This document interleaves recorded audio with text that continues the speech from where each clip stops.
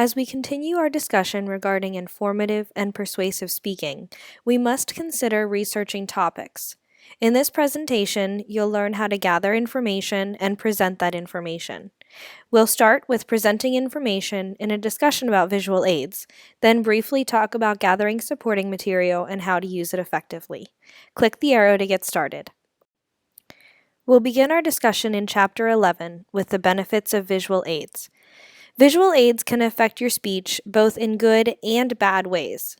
If used properly, they can clarify complex ideas, especially for audience members who learn best visually. They can also gain and maintain the audience's attention, improve the speaker's ethos, and assist in his or her delivery. Speaking with visual aids is more natural than speaking from note cards, and they are especially helpful and sometimes necessary when demonstrating how to do something. When used improperly, they can distract the audience and be more of a nuisance than they're worth. We'll talk more in a bit about how to use visual aids effectively. Let's talk about the types of visual aids you can use in your speech. Click the arrow to advance to the next slide. A visual aid can be anything that you show an audience during your speech. These include objects themselves, models, graphs, maps, tables, photographs, drawings on chalk or whiteboards, posters, handouts, video excerpts like from YouTube, projections, and perhaps most commonly, PowerPoint presentations. This is certainly not an exhaustive list, but it covers the big ones. If you would like to use any of these kinds of visual aids, but need some help, please don't hesitate to contact me. For now, let's talk about some tips for presenting with visual aids. Click the arrow to advance to the next slide. Speaking with visual aids can help produce a more natural speech, especially when compared to presenting with note cards, but there are some tips to make things go smoothly. First, keep the visual aids simple. The more complex, the more that can go wrong. Consider color choices, design, and readability. Make sure that the audience can see your visual aid when appropriate and remove it from sight when you don't want them focusing on it. Do not stand in front of or block your visual aid in any way. If you want the audience to see it, it should be visible to the whole audience the whole time. Stay close to your visual aid. If you wander too far away, the audience will either stop looking at you or stop looking at your visual aid, and one or the other loses its power. Practice, practice, practice. Speaking with visual aids takes practice, and a speech presented with assistance will always take more time than one presented without. They will, by their nature, slow down your presentation, and when time is a factor, you need to have several dress rehearsals, so to speak. Finally, always have a backup plan. During this class, you can pretty much record your speech at your own leisure. If you have visual aid malfunctions, just fix it and present at a later time. However, if you have to speak live at some point, there are a whole array of issues that can arise. Perhaps the internet is down, or the power is out, or you thought you would have access to a computer and you don't. Or maybe you made a poster and you got caught in an unexpected downpour on the way to your speech. Don't laugh. I've seen it happen. Whatever the situation, be prepared to go without. Since most audiences and students use PowerPoint because it's attractive and convenient, let's talk especially about those. Click the arrow to advance to the next slide.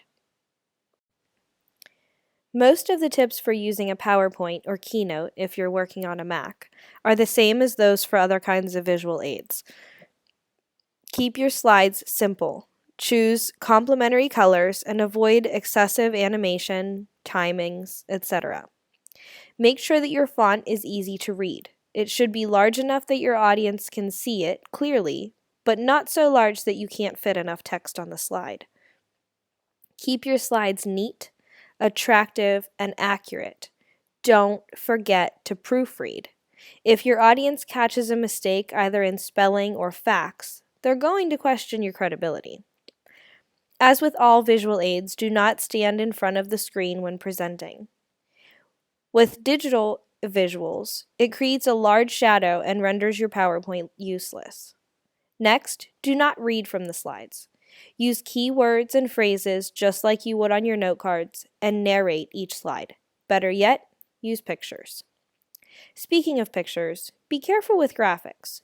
You don't want to clutter up your slide with unnecessary photos.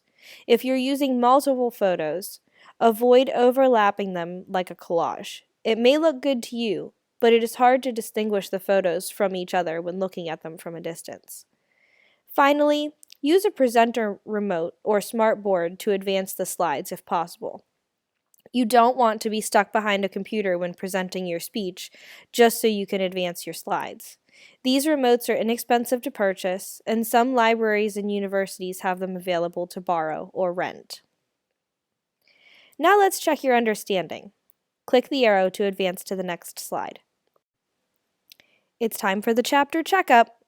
How can visual aids improve your speech delivery? Think about your own topic and how you will present your speech. What types of visual aids might be best for your topic and mode of delivery? Remember, since you're presenting online, you will have to find a way to share your visual aid with your audience while you're speaking. You can share your whole screen in Blackboard Collaborate Ultra, or you can choose to do a split screen where we can see you and your PowerPoint. You can also put your visual aid on an iPad or use a poster and hold it throughout your speech. This may take some practice to do effectively, so be sure to plan ahead.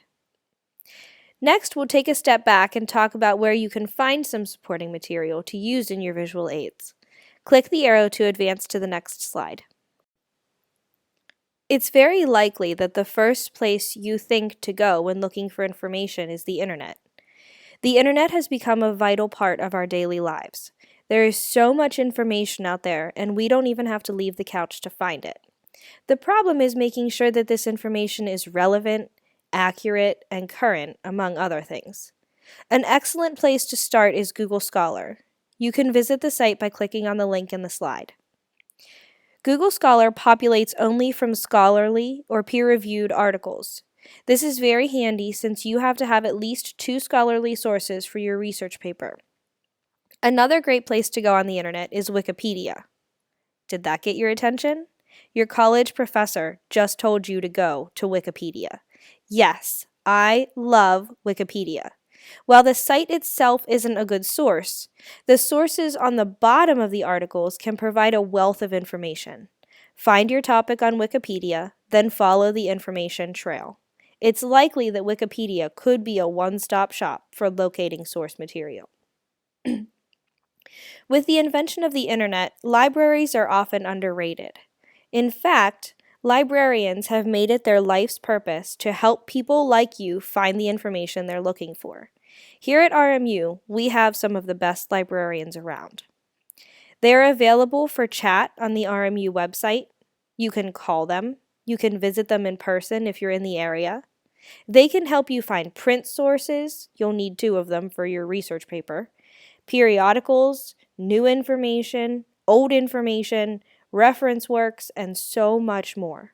If your topic is more obscure and you're having trouble finding information, don't hesitate to contact a professional. As an aside, if you hit a paywall and a site wants you to pay to see a full article, do not do that. Contact one of our librarians and see if they can get you the full article. Oftentimes they can, and it won't cost you a thing. To visit the library's website, just click on the information button in this slide. Finally, interviews are a great way to gather information, especially if you can talk to a professional in your field of interest or someone who has first-hand experience with your topic. Remember, you can't cite a conversation in your references page, but you can cite it in text. Look at your Writing Matters textbook or visit the OWL at Purdue for citation help of any kind. It's time for the chapter checkup. What things should you consider when evaluating internet sources for credibility? We didn't talk about this, but it is in your text, and you should think about it when doing internet research. Next, what sources might be appropriate for your topic? How will you find them? Next, we'll talk about using materials effectively. Once you've answered these questions, click the arrow to move to the next slide. Most audience members will expect you to have support for your claims. This evidence should come from a variety of sources, including scholarly, print, and whatever else would be appropriate for your chosen topic.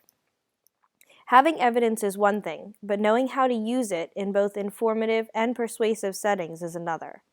Let's take a look at how to use supporting materials effectively. At the outset of your research, you should set some research questions.